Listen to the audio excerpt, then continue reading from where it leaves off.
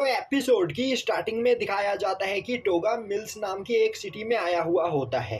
पर सिटी के अंदर जाने से पहले ही एक गार्ड उसका रास्ता रोक लेती है। अब टोगा उसे बताता है कि वह एक ट्रैवलर है और वह यहाँ पर ट्रैवल करते हुए मॉन्स्टर्स और डीमंस का शिकार करता है और अलग अलग सिटीज में जाकर वहाँ पर मौजूद डंजन्स को क्लियर करता है।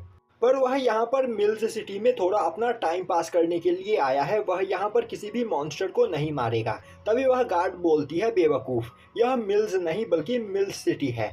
और अब वह टोगा को सिटी के अंदर जाने की परमिशन दे देती है, क्योंकि इस सिटी के मेयर ज़्यादा से ज़्यादा एडवेंचरर्स को इस सिटी के अंदर एक जगह पर इकट्ठा कर रहे होते हैं, जिससे वह लोग इस सिटी के अंदर मौजूद एक डंजन को क्लियर करके वहाँ से कुछ ढूंढ सके। अब टोगा सिटी के अंदर एंटर करता है। वहीं वह सोच रहा होता है कि इस दुनिया में बोले जाने वाली सभी लैंग्वेज में बात करना मुझे आता है, तो यहाँ पर लोगों से बात करने में मुझे कोई भी प्रॉब्लम नहीं होने वाली है। और अब वह एक इन में अपना रूम बुक करता है, पर उस इन का ओनर उसे काफ़ी अजीब तरीके से देख रहा होता है। यह देखते ही टोगा अपने पास से एक सिल्वर कॉइन बाहर निकालते हुए बोलता है, मैं यहाँ पर काफ़ी दूर से ट्रैवल करते हुए आया हूँ, जिस वजह से मेरे कपड़े गंदे हो गए हैं। तो क्या आप मुझे बता सकती हो कि आखिर मुझे नए कपड़े कहाँ से मिलेंगे?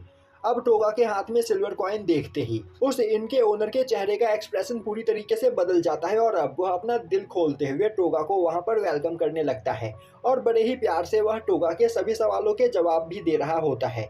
और अब वह पर्सन टोगा से उसका नाम पूछता है। तभी टोगा उसे एक अपना झूठा नाम हाटी स्कॉल बताता है। अब अपने इन में पहुंचकर टोगा अपने कपड़े चेंज करते हुए सिटी घूमने के लिए निकल जाता है और अब वह सिटी के अंदर मौजूद कई सारे दुकानों को देखता है। अब रास्ते में चलते चलते उसे एक एडवेंचरर गिल्ड दिखाई देता है, पर टोगा उसे इग्नोर करते हुए एक रेस्टोरेंट में जाकर खाना खाने लगता है। तभी वह अपने बगल में बैठे हुए कुछ लोगों को बातें करते हुए सुनता है, जो लोग वहां पर इस वर्ल्ड के सबसे ज्यादा पावरफुल वॉरियर्स के बारे में बात कर रहे होते हैं। वहीं पर वह सभी लोग हंसते हुए बोल रहे होते हैं, सभी किंगडम्स के पास यहाँ पर सच में काफी पावरफुल नाइट्स और वॉरियर्स हैं, जो लोग दिन प्रतिदिन यहाँ पर अपनी पावर बढ़ाते चले जा रहे हैं, जिससे वह लोग डीमन किंग की आर्मी के साथ फाइट कर सके। तभी एक पर्सन बोलता है, यहाँ पर सबसे ज्यादा powerful night the black dragon night है, जो कि बाकोस अंपायर से बिलोंग करता है। अब वहाँ पर उन सभी लोगों की बात सुनने के बाद टोगा दोबारा से अपने रूम में आ जाता है। वहीं पर वह अपने साथ पिगी मारू के खाने के लिए कुछ राइस भी लेकर आया हुआ होता है।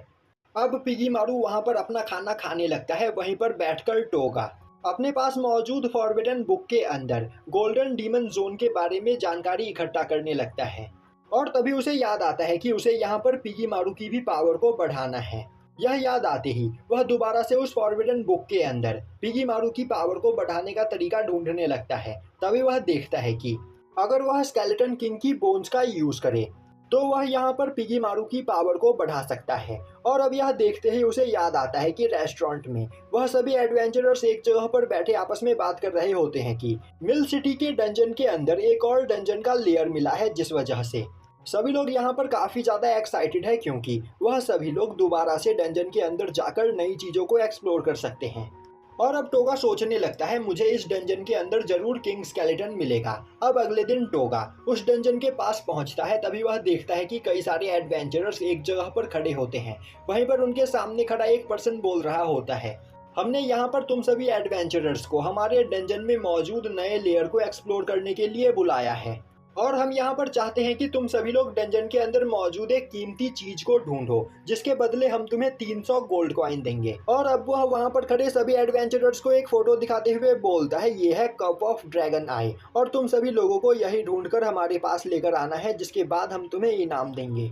वहीं पर खड़ा टोगा भी उस पर्सन की सभी बातें सुन रहा होता है और अब सभी एडवेंचरर्स वहाँ पर लाइन लगाकर उस डंजन में जाने के लिए अपना नाम लिखाने लगते हैं और टोगा भी एक लाइन में लग जाता है। तभी वह देखता है कि लाइन में लगा हुआ एक पर्सन एक लड़की के पास आते हुए बोलता है, शायद से मैं तुम्हें जानता हूँ और हम पहले भी मिले हैं। तभी वह लड़की बोलती है, मैं तुम्हें नहीं जानती और हम पहले कभी भी नहीं मिले हैं। यह सुनते ही वह पर्सन हंसते हुए बोलता है, मैं तुम्हारी आवाज को भी पहचानता हूँ, तुम होली नाइट्स की एक मेंबर हो और मेरे ख्याल से तुम्हारा नाम सैरा आशरिन है। अब यह सुनते ही आसपास खड़े सभी लोग आपस में बात करने लगते हैं। सैरा आशरिन तो वही पर्सन है जो होली नाइट्स की प्रीवियस लीडर हुआ करती थी और वह एक हाई एल्फ हुआ करती थी, जिसे मारने के लिए अभी कुछ लोग उसके पीछे पड़े हुए हैं। तभी वह लड़की बोलती है, मुझे नहीं पता कि तुम यहाँ पर क्या बकवास कर रहे हो। अब यह सुनते ही उस पर्सन को काफ़ी ज़्यादा गुस्सा आता है और अब वह बोलता है, तुम यहाँ पर अपनी आइडेंटिटी को छिपाने के लिए मेरी बेइज्जती कर रही हो, पर मैं तुम्हें अच्छे से जानता हूँ, तुम एक हाई एल्फ हो और अभी यह साबित हो जाएगा कि तुम कोई और नहीं बल्कि सैरा ही हो, क्योंकि तुम्हारे एल्फ वाले कानों को यहाँ पर सभी लोग पहचानते हैं। यह बोलते हुए वह उस लड़की के सर पर मौजूद क्लेव को हटा देता है, पर तभी वह देखता है कि उस लड़की के कान वहाँ पर नॉर्मल इंसानों जैसे होते हैं। यह देखकर वह काफ़ी ज़्यादा परेशान हो जाता है। तभी वह लड़की बोलती है, अगर तुम्हें यहाँ पर तसल्ली हो गई हो तो तुम मेरा रास्ता खाली कर सकते हो, मुझे यहाँ से आगे जाना है। अब यह सुनकर उस पर्सन को और भी ज़्यादा गुस्सा आता है और अब वह खड़ा होते हुए वहाँ से भागते हुए दूर जाने लगता है। वहीं वह बोल रहा होता है, तुम्हें नहीं पता कि तुमने मेरी बेइज्जती करके कितनी बड़ी गलती की है, तो मैं तुमसे इसका बदला जरूर लूंगा। दूसरी ओर टोगा उस लड़की को देखते ही पहचान जाता है और अब वह सोचने लगता है, यह तो वही लड़की है जो मुझे डार्क फॉरेस्ट में मिली थी। अब हमें दिखाया जाता है कि टोगा डंजन के अंदर जाने से पहले अपने लिए कुछ वेपन्स खरीदना चाहता है, पर उसे वेपन्स की बिल्कुल भी नॉलेज नहीं होती है, इसीलिए वह अलग अलग वेपन शॉप्स में घूम रहा होता है। तभी रास्ते में उसे वही लड़की दिखाई देती है।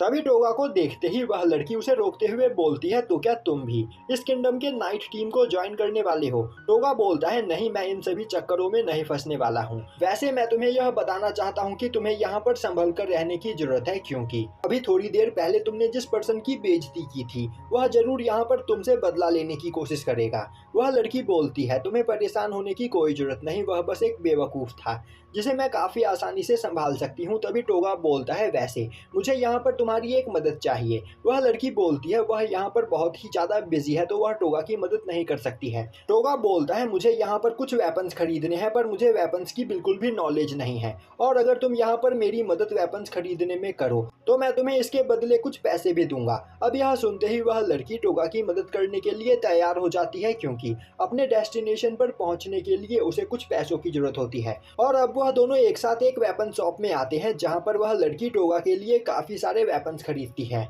और अब शॉपिंग खत्म हो जाने के बाद टोगा उस लड़की को वहां पर 3 सिल्वर कॉइन देता है, जो देखते ही वह लड़की काफ़ी ज़्यादा हैरान हो जाती है, क्योंकि उसने नहीं सोचा था कि टोगा उसकी मदद करने के बदले उसे इतने ज़्यादा पैसे देगा। टोगा बोलता है, मेरे पास काफ़ी सारे पैसे पड़े हुए हैं और तुमने यहाँ पर मेरी मदद की है तो तुम इसे अपने पास रख सकते हो। वहीं पर वह सोच रहा होता है, डार्क फॉरेस्ट में मैंने उन सभी लोगों को मारकर उनके पास से यह पैसा लिया था। अब वह लड़की वहां से जाने लगती है, पर तभी वह चक्कर खाकर नीचे गिर जाती है, जो देखते ही टोगा उसे वहां पर संभालता है और बोलता है, क्या तुम ठीक हो? और तभी वह उस लड़की सैरा के आंख के नीचे बने हुए डार्क सर्कल्स को देखता है और बोलता है, आखिर तुम्हें यहाँ पर क्या हुआ है? सैरा बोलती है, वह बस पिछले कुछ दिनों से यहाँ पर सोई नहीं है, जिस वजह से वह थोड़ा थक गई है। पर टोगा को उसके लिए परेशान होने की कोई जरूरत नहीं, थोड़ी देर आराम करने के बाद वह ठीक हो जाएगी। यह बोलते हुए वह वहां से चली जाती है। अब सीन शिफ्ट होता है और हमें दिखाया जाता है कि टोगा डंजन के अंदर आया हुआ होता है और अब वह धीरे धीरे डंजन के निचले फ्लोर्स की ओर जा रहा होता है। तभी वह कुछ एडवेंचरर्स के चिल्लाने की आवाज सुनता है, जो कि एक मॉन्स्टर से डरकर भाग रहे होते हैं। वहीं वह सभी रोते हुए बोल रहे होते हैं, डंजन का यह लेयर काफी ज्यादा खतरनाक है, तो वह लोग यहाँ पर सरवाइव नहीं कर पाएंगे। यह बोलते हुए वह वहां से भाग जाते हैं। तभी टोगा की नजर उस मॉन्स्टर के ऊपर पड़ती है और अब टोगा पहले उस मॉन्स्टर को पैरालाइज और फिर पॉइजन करता है, जिसके पास वह उस मॉन्स्टर के पास जाते हुए अपने पास से एक चाकू निकालकर उसके स्किन को उतार लेता है, जिसे बेचकर बाद में वह कुछ पैसे कमा सके। और अब टोगा इसी तरह सभी मॉन्स्टर्स को मारते हुए आगे बढ़ने लगता है और अब तक वह कई सारे मॉन्स्टर्स को मार चुका होता है। इसीलिए वह अपना स्टेटस चार्ट ओपन करते हुए अपने लेवल को देखता है, पर उसे वहां पर इतने सारे मॉन्स्टर को मारने के बाद भी थोड़ी सी भी एक्सपी नहीं मिली होती है।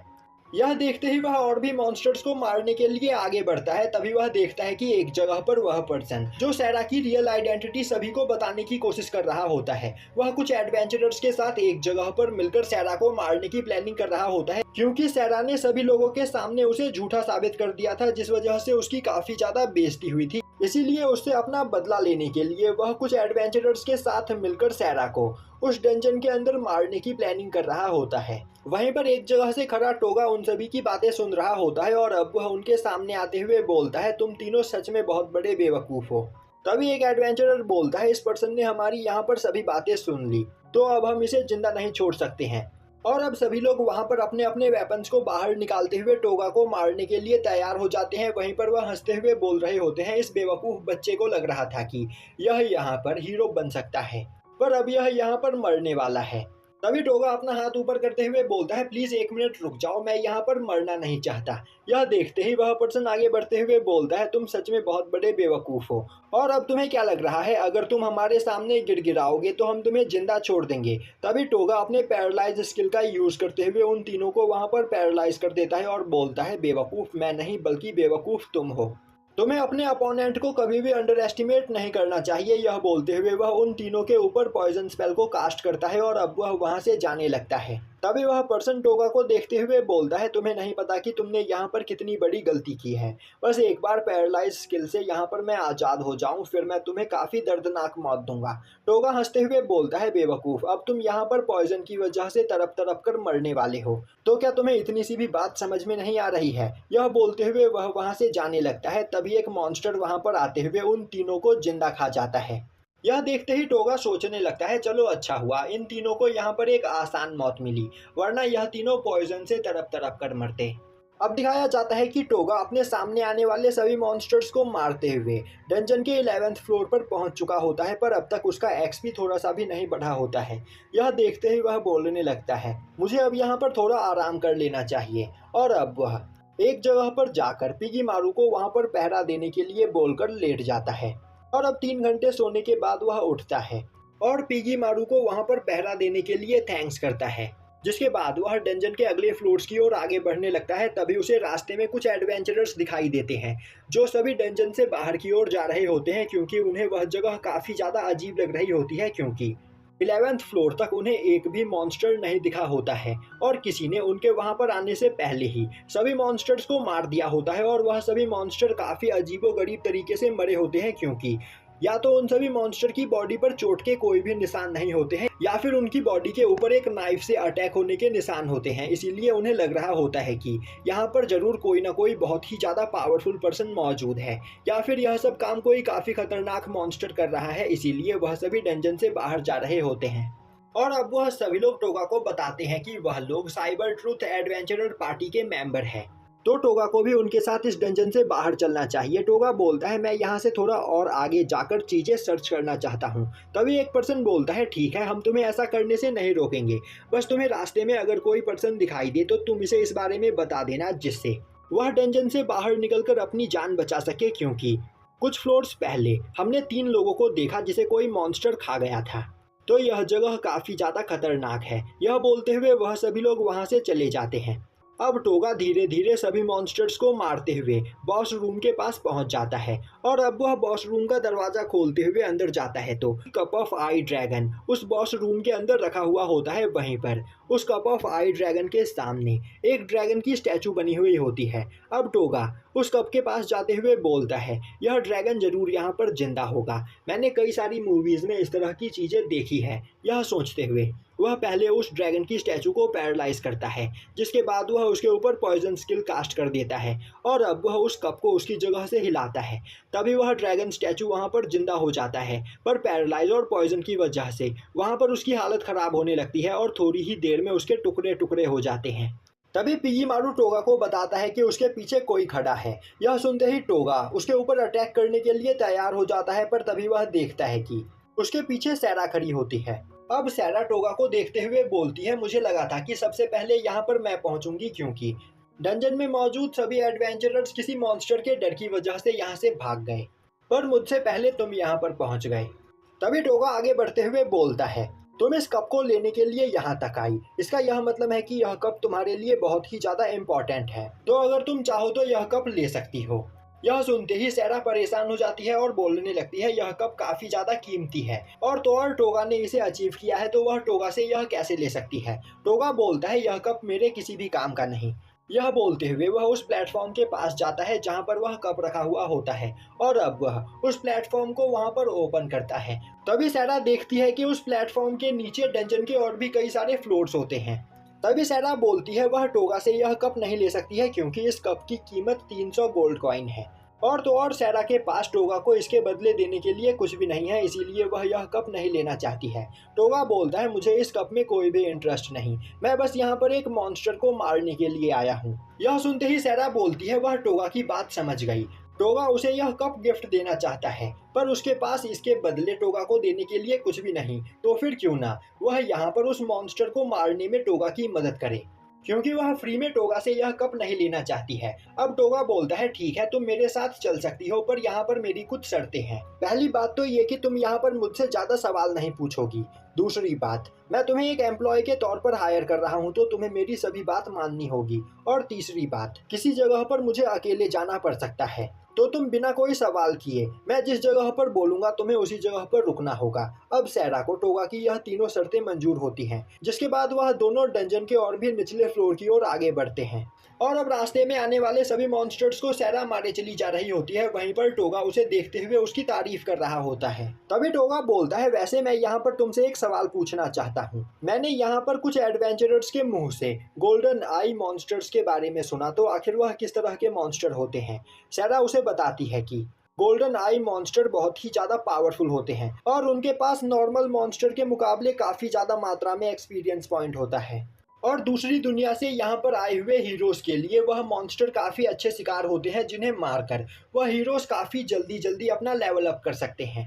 तभी टोगा बोलता है, तो आखिर यह गोल्डन आई मॉन्स्टर नॉर्मल मॉन्स्टर से अलग क्यों होते हैं। सैरा उसे बताती है कि एंशिएंट टाइम में एक डीमन एम्परर ने अपनी पावर को रिलीज करते हुए अपने कुछ साथियों को अपनी पावर दे रहे थे, पर डीमन एम्परर की बॉडी में काफ़ी ज़्यादा मात्रा में डेमोनिक एनर्जी थी, जो जब एकदम से रिलीज हुई तो आसपास मौजूद कुछ मॉन्स्टर्स को भी वह पावर मिल गई, जिस वजह से वह सभी गोल्डन आई मॉन्स्टर में इवॉल्व हो गए और इससे उनकी पावर भी काफ़ी ज़्यादा बढ़ गई।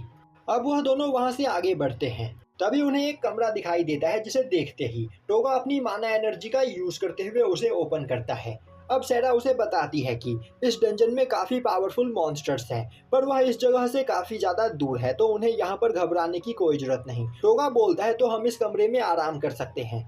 तभी पिगी मारू निकलकर बाहर आता है, जिसे देखते ही सैरा वहां पर हैरान हो जाती है। तभी टोगा सैरा को पिगी मारू से इंट्रोड्यूस करवाता है। अब वहां पर सैरा पिगी मारू के साथ खेलने लगती है। तभी टोगा बोलता है, यहाँ पर आसपास कोई भी मॉन्स्टर नहीं है, तो मैं चाहता हूँ कि तुम यहाँ पर थोड़ी देर आराम कर लो, क्योंकि तुम्हारी हालत मुझे खराब लग रही है। और तो और तुम्हारी आंखों के नीचे मौजूद यह डार्क सर्कल और भी ज्यादा गहरे होते चले जा रहे हैं। सैरा बोलती है, पर उसे नींद नहीं आ रही है। टोगा बोलता है, तुम्हें नींद नहीं आ रही है, पर तुम्हें यहाँ पर थोड़ा आराम कर लेना चाहिए। यह सुनते ही सैरा एक जगह पर जाकर लेट जाती है और अब वह बोलती है कि थोड़ी देर यहाँ पर आराम करने के बाद वह यहाँ से आगे बढ़ेंगे, क्योंकि जल्द से जल्द उन्हें उस मॉन्स्टर को भी मारना है, जिसे ढूंढने के लिए टोगा यहाँ पर आया है। टोगा बोलता है, तुम्हें इसके बारे में सोचकर परेशान होने की कोई जरूरत नहीं। और अब वह पिगी मारू को वहाँ पर सैरा का ख्याल रखने के लिए बोलता है, जो सुनकर सैरा को कुछ भी समझ में नहीं आता है और अब वह पिगी मारू की ओर देखने लगती है। तभी पीछे से टोगा अपने स्लीप स्किल का यूज करते हुए वहाँ पर सैरा को सुला देता है और बोलता है, यह पिछले कई दिनों से यहाँ पर जगी हुई है, जिस वजह से इसकी हालत खराब हो चुकी है। और मैं यह सेंस करता हूँ कि अगर यहाँ पर सब कुछ इसी तरह चलता रहता तो इसकी हालत और भी ज़्यादा खराब हो सकती है। इसीलिए अब यह मेरी स्पेल की वजह से यहाँ पर थोड़ी देर तक सोती रहेगी। अब सीन शिफ्ट होता है और हमें दिखाया जाता है कि कुछ लोग सैरा का पीछा करते हुए डार्क फॉरेस्ट में पहुँचते हैं, जहाँ पर एक जगह उन्हें व्हाइट वॉकर एडवेंचरर ग्रुप का सामान मिलता है। यह देखते ही एक पर्सन बोलने लगता है, मुझे नहीं लगा था कि सैरा व्हाइट वॉकर ग्रुप के मेंबर्स को यहाँ पर मार देगी, तो हमने जितना सोचा था सैरा उससे काफ़ी ज़्यादा पावरफुल निकली। तभी वहाँ पर खड़ा एक पर्सन सिविट गार्लैंड बोलता है, तो मैंने जितना सोचा था सैरा उससे काफ़ी ज़्यादा पावरफुल है, तो सच में उसे हंट करके मारने में काफ़ी ज़्यादा मज़ा आने वाला है। और यहीं पर यह एपिसोड ख़त्म हो जाता है।